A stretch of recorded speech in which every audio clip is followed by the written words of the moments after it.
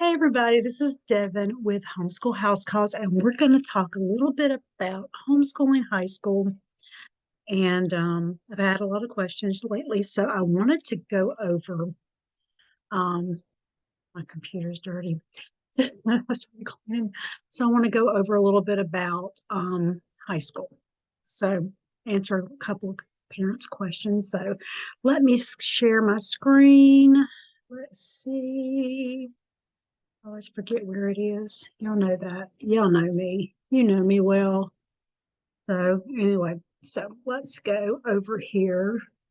Okay, so I'm in Alabama. So we're going to pull that up.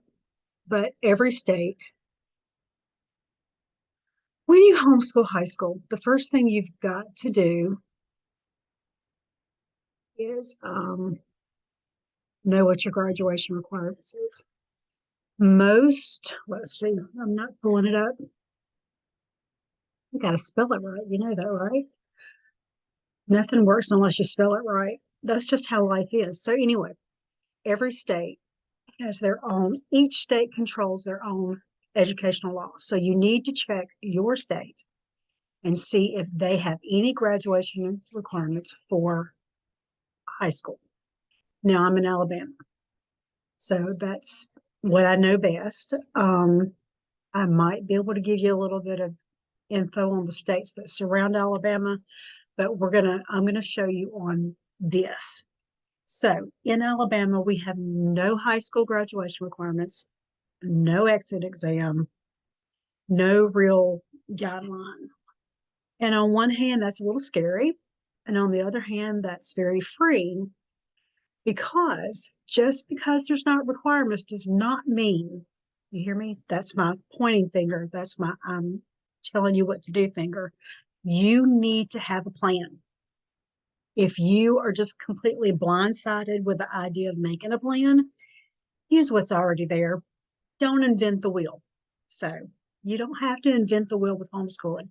In the beginning, you might have 20, 30 years ago, but we have so much now that you don't have to. So in Alabama, I always say use this as a guide. It's a tool. The graduation requirements, they are not the law for us in Alabama if you're living in Alabama. Somewhere else, I don't know. You'll have to look. You can set up appointments with me and I will help you look. But for a video on YouTube for free, I'll just show you, kind of give you an idea where to start. So these are Alabama's requirements. Now, with my kids, I have five. Two are in university, two are in high school. This is my tool that I use. I always want the four core. What do we mean by the four core? Four maths, four Englishes, four sciences, four histories. Um, don't overthink that. Whatever. I don't worry about the order. I don't worry about, well, with math I would, but everything else I don't particularly worry about the order. Um, if you have a child that has an ADA disability, um, don't stress over what level math. Um, you can call it math 9, math 10, math 11, math 12. Just have four maths, have four Englishes. I keep the names on your transcript, keep the names simple. Don't call it Miss Barbara's Guide to U.S. History. Call it U.S. History. But keep what your names are and keep your subjects similar to your state guidelines. Why? Because at some point you're going to want to do something after high school and you want it to look similar. You don't want to be flagged. Now, let's look at this and talk about credits. What does it mean about credit? A credit hour, 1 credit hour, is around 140 to 180 hours worth of work. I'm not the mama that says budget. A little bit, yeah, but you want to know that that class is going to have that weight. Keep a list of what you use for these classes. Now, none of my kids who are in college they have never asked what curriculum we used. But at some point, if you have like a really big scholarship or something like that, they might. So keep track of that. So you want the 4 core, and then you want electives. Electives, I have always been, let's see if I can roll this down where you can see. How do we do that? There. Electives, I'm a little bit more lenient with because you can't always find things. But, look down the left, physical education. What I did with my kids is my girls, my boy a little bit different. I handled him a little bit different. But my girls, they joined gym for 4 years. I expect them to have 180 hours worth of working out or more. I'm not going to give them more than 1 credit hour because they don't need it for any reason, but I want them to develop a lifestyle skill, a habit. Health education, I have handled that different ways.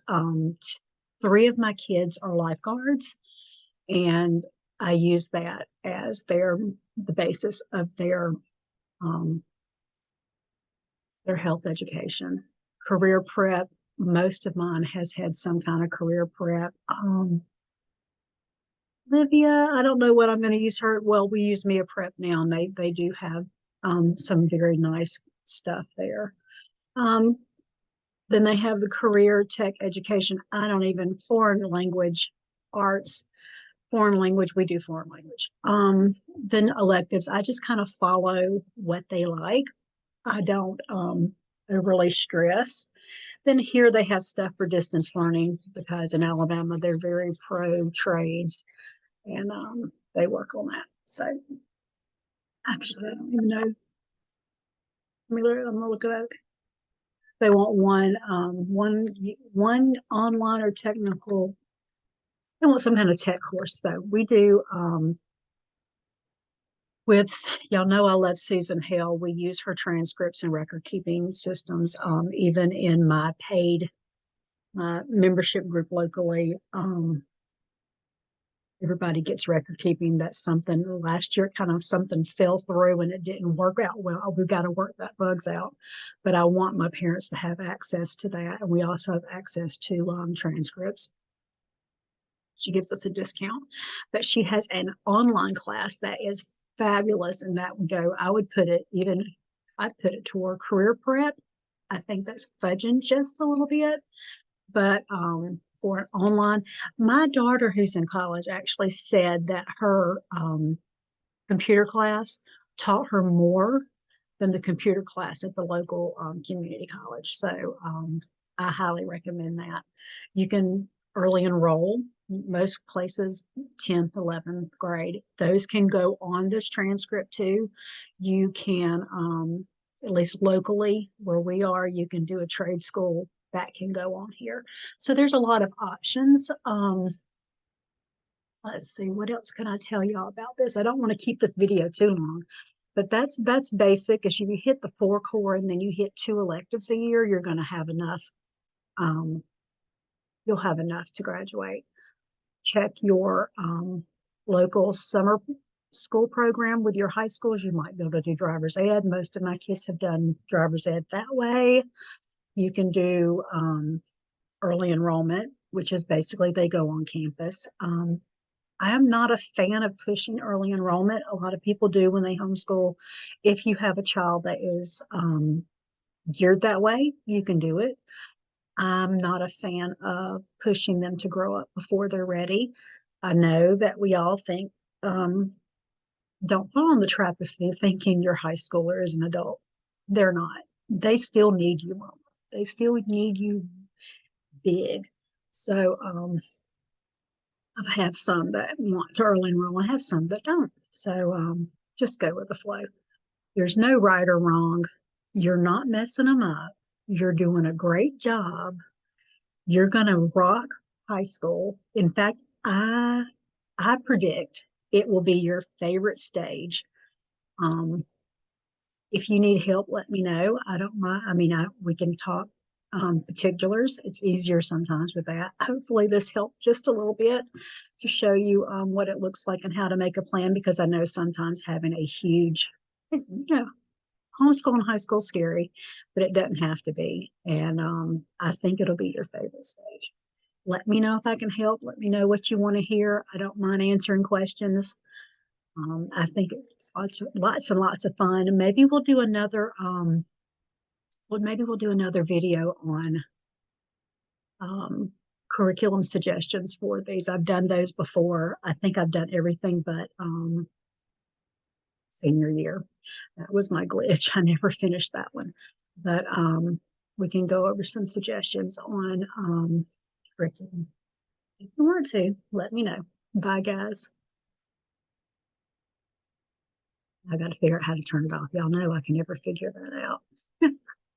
I am one of the most technologically challenged people on the planet.